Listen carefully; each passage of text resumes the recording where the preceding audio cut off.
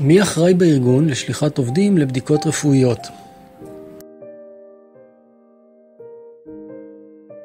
כאשר נדרש לשלוח עובדים לבדיקות רפואיות, מקובל שמחלקת משאבי אנוש או כוח אדם אחראית להפניית העובדים. במסגרת תפקידו וסמכותו של ממונה על הבטיחות, כפי שמוגדר בתקנות ארגון הפיקוח על העבודה הממונים על הבטיחות, עליו לוודא קיום בדיקות רפואיות הנדרשות ומעקב אחר מחלות מקצוע.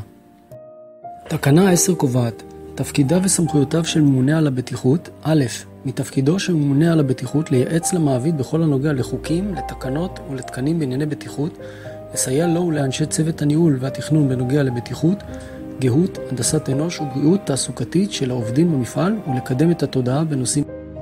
סעיף 7 קובע, לברר סיבותיהן ונסיבותיהן של תאונות עבודה ומחלות מקצוע, במגמה להפיק לקחים, לערוך בכתב ממצאים ומסקנות, הבירורים ולהציע למעביד צעדים מתאימים למניעת הישנות התאונות, לוודא הדרכת העובדים באשר לנסיבות התאונות ומחלות מקצוע ולקחים שהופקו. סעיף 8 קובע, לרכז את כל המידע והתיעוד הקשור לתאונות עבודה ומחלות מקצוע שאירעו במפעל, 3 נקודות. סעיף 12 קובע, לוודא קיום שגרת בדיקות רפואיות לעובדים במפעל, החשופים לגורמים שלגביהם קיימת דרישה לעריכת בדיקות אלה.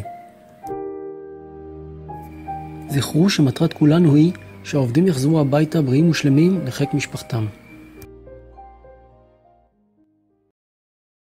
Created using Powtoon.